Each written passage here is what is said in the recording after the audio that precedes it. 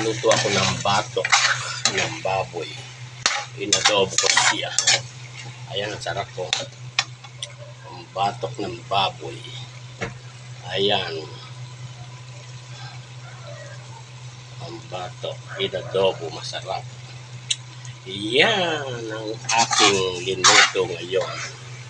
Sa ano ng ulo ng baboy na sa gilid. Batok yung tawag ko. Ayan, sarap-sarap niya.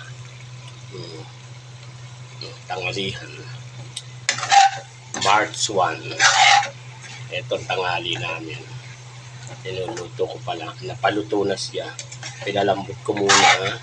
Tapos nung malambot na siya, inisa ko ng bawang sibuyas. Linagyan ko ng laurel. At saka konting asukal. Ayan, yummy na siya. Tuyot siya. Para wala siyang sabaw. Umuusok-usok pa. Ayan. Ayan, batok. Pampa-high blood. Ayan, sarap.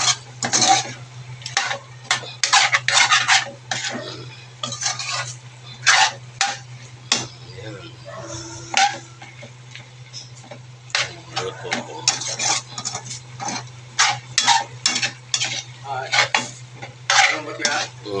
Ayan, masarap siya. Tingnan natin kung talaga quality. Man mo, masarap yan. Sobrang sarap. Uy, napunta ko yan. Pag to. O, patay mo na.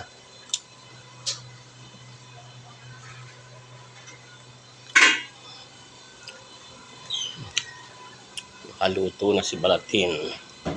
Tapos na. Sinama ko na. Kalat-kalat na sa bahay.